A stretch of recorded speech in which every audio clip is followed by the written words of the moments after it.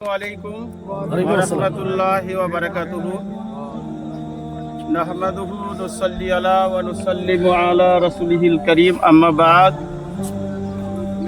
সমস্ত তারিফ ও প্রশংসা মহান আল্লাহ তাআলার জন্য, তারপরে পরে নবী করিম সাল্লাল্লাহু আলাইহি ওয়াসাল্লামের উপরে অসংখ্য দরুদ ও সালাম বর্ষিত হোক, অর্পিত হোক অনন্তকাল ধরে। সকলেই বলি আল্লাহুম্মা আমিন।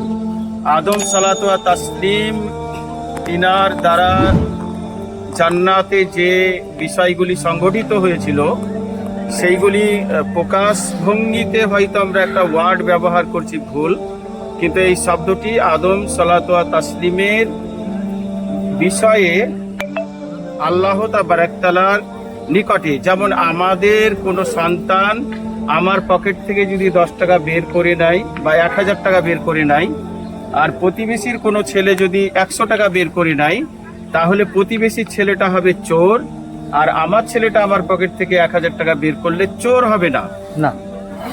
এবং প্রতিবেশীর ছেলেটার জন্য আমি বিচার দিতে পারি, কেস দিতে পারি, আমার ছেলেটার জন্য বিচার হবে না।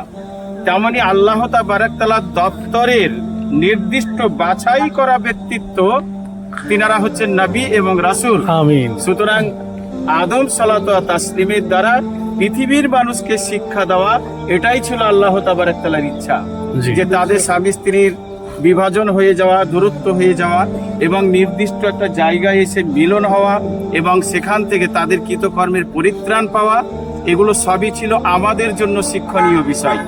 সুতরাং আমরা এখানে এটাই কামনা করব, যেমন করে আদম সালাত ওয়া তাসলিমের প্রতি আল্লাহ তাআলা এই জায়গায় খুশি রাজি হয়ে তাদের সম্পর্ককে আবার গাঢ় থেকে গাঢ় করেছিলেন, আমরাও আমাদের হারিয়ে যাওয়া ঈমানগুলোকে, আমাদের জীবনের ভুল ত্রুটিগুলোকে এখানে বিনাশ করে আবার হারিয়ে যাওয়া ঈমানকে ফিরে পেয়ে ঈমান সহকারে জানো।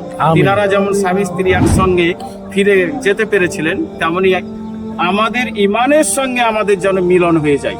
সুবহানাল্লাহ। আমিন। জাযাকাল্লাহ খাইর।